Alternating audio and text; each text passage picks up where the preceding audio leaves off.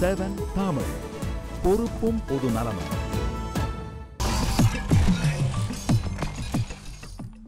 சிறிய இடைவேளைக்கு பிறகு மீண்டும் கேள்வி நேரம் நிகழ்ச்சிக்கு உங்களை மிகுந்த அன்போடு வரவேற்கின்றேன். நிலம் கையகப்படுத்தல் சட்டத்திருத்த மசோதாவிற்கு மத்திய அமைச்சரவை ஒப்புதல் அளித்திருக்கிறது. இது வரமா சாபமா என்ற தளத்தில் பேசிக் கொண்டிருக்கின்றோம். இப்போ அவர் அதான் ஒரு விஷயத்தை வைக்கிறார். நான் இடைவேளைக்கு முன்பாக கேட்டதுதான், இது ஒரு சீரான வளர்ச்சி அல்ல, ஒரு விதமான வீக்கத்தை தான் ஏற்படுத்தும். இந்தியா போன்ற முழுவதுமாக விவசாயத்தை மையப்படுத்தி விவசாயத்தை அடிப்படையாக கொண்ட ஒரு தேசத்திற்கு இது போன்ற திட்டங்கள் அப்படிங்கிறது விவசாய நிலங்கள் ஏற்கனவே பால்பட்டு போய் கொண்டிருக்கக்கூடிய ஒரு சூழலில் மேலும் விவசாயத்தை சீரழிக்கும் அப்படிங்கிறத ஒரு வாதமாக வைக்கிறாங்க இல்லையா? இதை முற்றிலும் மறுக்க முடியுமா?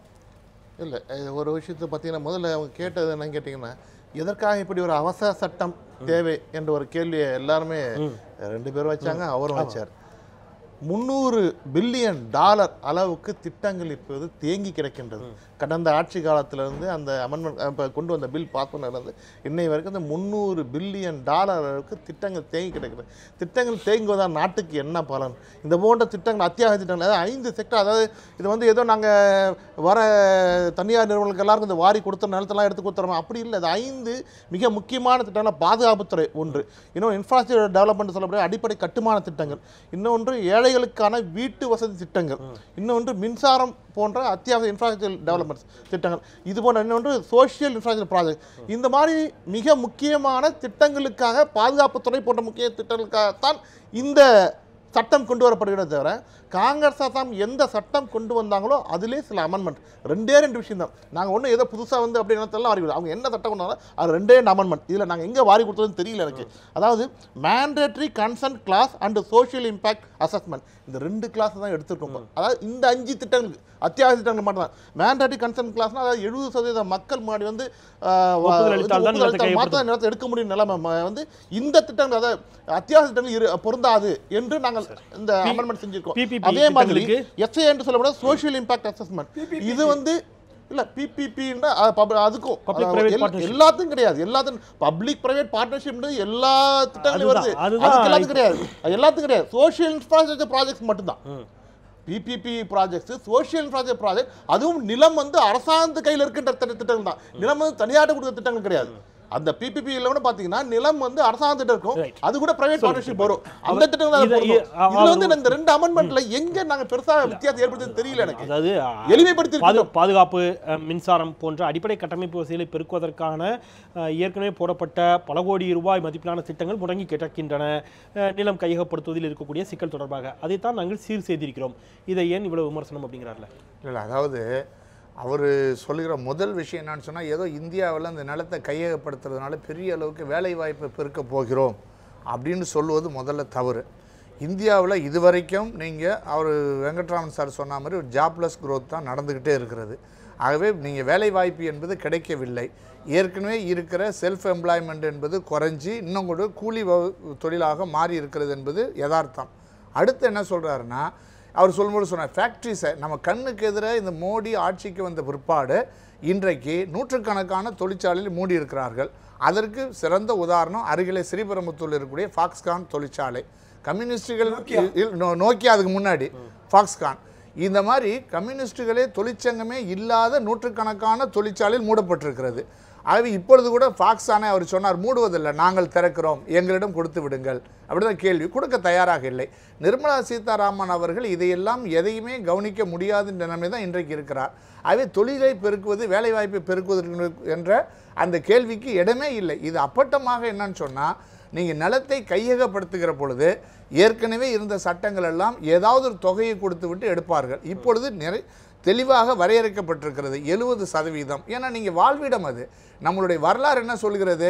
இல்ல, நான் என்ன சொல்றேன், இந்த சட்ட திருத்த மசோதாவில் இதையெல்லாம் உங்களுக்கு உடன்பாடு இல்லை, எதை சொல்றீங்க? இந்த சட்ட திருத்தத்தில் முதல் 70% நீங்கள் வந்து அவர்களுடைய உடன்பாடு, அதாவது மக்களுடைய உடன்பாடு தான் எடுக்க வேண்டும். 80% குறைத்திருக்கிறார்கள். அதை குறைத்திருக்கிறார்கள். அது வந்து நீங்க ஒரு மிக டிஃபென்ஸ் சார்ந்த தொழில், அப்புறம் ஹவுசிங், புவர் ஹவுசிங் எல்லாம் இதுல கிடையாது.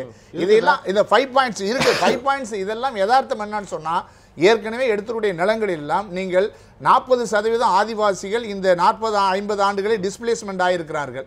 25% நீங்கள் டிஸ்பிளேஸ்மெண்ட் நடந்திருக்கிறது. இவர்களில் 75% இன்றைக்கு வரைக்கும் ரீஹபிலேஷன் கிடையாது. இன்னொரு உதாரணம் நெய்வேலி, பக்கத்தினுடைய நெய்வேலிக்கு கிடையாது. இப்படிப்பட்ட சூழலில் இவர்கள் இதில் 50% என்பது ஒரு சர்வாதிகாரமான முறையில் அந்த மக்களுக்கு நஷ்டஈடு கிடைக்காமல் கொடுப்பதற்கான முயற்சி. இன்னொரு உதாரணத்தை சொல்லுகிறேன். பக்கத்தில் கும்மிடிப்பூண்டி நடக்கக்கூடிய கண்ணன் கோட்டை நீர்த்தேக்கம் அமைப்பதில் இப்பொழுது நடக்கக்கூடிய பிரச்சனைகள். ஆக நான் எதை தெளிவாக சொல்கிறேன்னு சொன்னால், இவர்கள் சொல்லக்கூடிய இந்த புவர் என்ற விஷயத்திற்கு 50% என்று சொல்லி 50% அதிகாரத்தை வைத்து பயன்படுத்தி வெளியேற்றுவதற்கான முயற்சி செய்கிறார்கள். இது அப்பட்டமாக நடக்கும். இன்னொரு கேள்வி என்னன்னு சொன்னால், பிரைவேட் என்று சொன்னால் 80%. நான் கேட்குறேன், அவர் சொல்லு வாட் இஸ் ஸ்மார்ட் சிட்டி எடுக்கிறார்களா இல்லையா, எஸ்சி சிட்டிக்கு எடுக்கிறாங்களா இல்லையா? இங்கே தமிழ்நாடே ஒரு உதாரணம். நோக்கியாவில் என்ன செய்தார்கள், ஏழைகளுக்கு பயன்படுத்த 210 ஏக்கர் கொடுத்தார்கள். 40 ஏக்கரில் அவங்க என்ன பண்ணாங்க, தொழிற்சாலை வச்சுக்கிட்டாங்க. மீதி எல்லாம் ரியல் எஸ்டேட்டு. இன்றைக்கி நீங்கள் வந்து மும்பையில் என்ன நடக்குது, 100 ஹெக்டேர், அதாவது 100 சதுர கிலோமீட்டர். உதாரணமாக சிறப்பு பொருளாதார மண்டலங்கள் கொடுக்கப்படக்கூடிய இடங்களை பெருநிறுவனங்கள் சரியாக பயன்படுத்துவது அவர்கள் ரியல் எஸ்டேட் பயன்படுத்துகிறார்கள். சண்டிகர் சைஸுக்கு நீங்க வந்து அம்பானி கொடுத்திருக்காங்க. அப்ப நான் என்ன கேக்குறேன்னு சொன்னா, இதையெல்லாம் இன்றைய கார்ப்பரேட் கம்பெனிகள் தொழில் தொடங்க சரியாக பயன்படுத்துவதில்லை அப்படிங்கறதா சொல்லுங்க. சகோதரர் காங்கிரஸிடமிருந்து பெரிய அளவில் நாங்கள் வந்து மேக் இன் இந்தியான்னு ஒரு வார்த்தையை சொன்னார். அது எவ்வளவு பெரிய மோசடி என்பது இன்றைக்கு மேக் ஃபார் இந்தியா என்பதை தெரிவித்த ரகுராம் ராஜன் தெளிவாக சொன்னார்.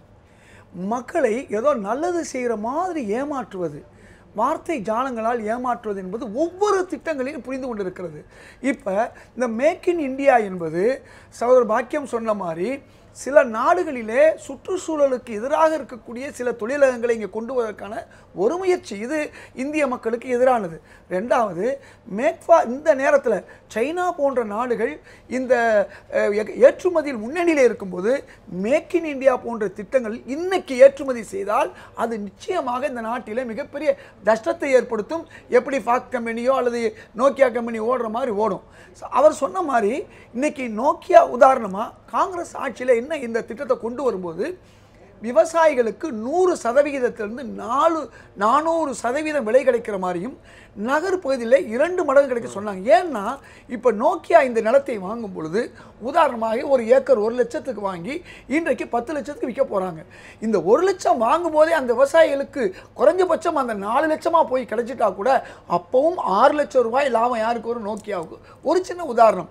இது போன்று ஏழை எளிய மக்கள் விவசாயிகள் ஒரு நிமிஷம், இப்ப அதுலதான் 70 விழுக்காடு போகக்கூடிய, அதாவது அவர்கள் கொடுக்க முடியாது நல்ல விளைநிலங்களை எடுத்துக்கொள்ளலாம் என்ற ஒரு சட்டத்தை கொண்டு வந்திருக்காங்க. இப்போ விளைநிலங்கள் பூரா வந்து நீங்கள் கேட்டிங்கன்னா 70 விழுக்காடு விவசாயிகள் முடியாதுன்னா முடியாது.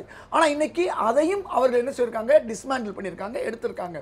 அது மட்டுமல்ல, பிபிபி என்று சொல்லக்கூடிய பப்ளிக் பிரைவேட் பார்ட்னர்ஷிப் வரும்போது பேருக்குத்தான் பப்ளிக் இருக்கும், பிரைவேட்டுக்கு நிறையா கொடுத்து அவர்களை இதில் கொண்டு வரும்போது இதே நோக்கியா மாதிரி தொழிலாளர்களுக்கு கொடுத்து ஏமாற்றக்கூடிய தனியார் நிறுவனங்களுக்கு நிலத்தை ஏன் அரசு கையகப்படுத்தி கொடுக்க வேண்டும் அப்படிங்கிற கேள்வி தொடர்ந்து முன்வைக்கப்படுகிறது. ஒரு புறம் தொழில் வளத்தை பெருக்க வேண்டும் அப்படிங்கிற வாதம் வரவேற்கக்கூடியது, அது ஏற்றுக்கொள்ளக்கூடியதாக இருந்தாலும் கூட ஏற்கனவே இங்கே இருக்கக்கூடிய ஸ்பெஷல் எக்கனாமிக் ஜோன், சிறப்பு பொருளாதார மண்டலங்களாகட்டும், இது போன்ற பல்வேறு சலுகைகளை வாரி வாரி கொடுத்து வரவழைக்கப்பட்ட பல நிறுவனங்கள் இன்றைக்கு மூடப்பட்டு கொண்டிருக்கின்றன. மென்பொருள் நிறுவனங்களில் கூட இன்றைக்கு பணியாளர்களை குறைப்பு அப்படிங்கிற செய்தியெல்லாம் கேட்கிறோம். டிசிஎஸ் நிறுவனத்தில் பணியாளர்கள் குறைப்பு, பல்லாயிரக்கணக்கான பணியாளர்கள் குறைக்கப்படுவதாக செய்திகள் வந்து கொண்டிருக்கின்றன.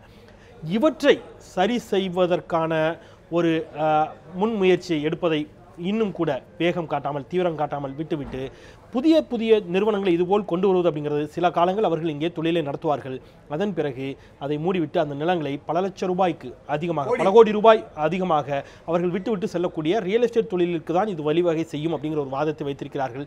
இந்த மறுப்போடு மீண்டும் உங்களிடமிருந்து தொடங்கலாம் ஒரு சிறிய இடைவேளைக்கு பிறகு. காத்திருங்கள். நிலம் கையகப்படுத்தல் மசோதா இந்தியாவிற்கு வரமா சாபமா? ஒரு சிறிய இடைவேளைக்கு பிறகு தொடரலாம்.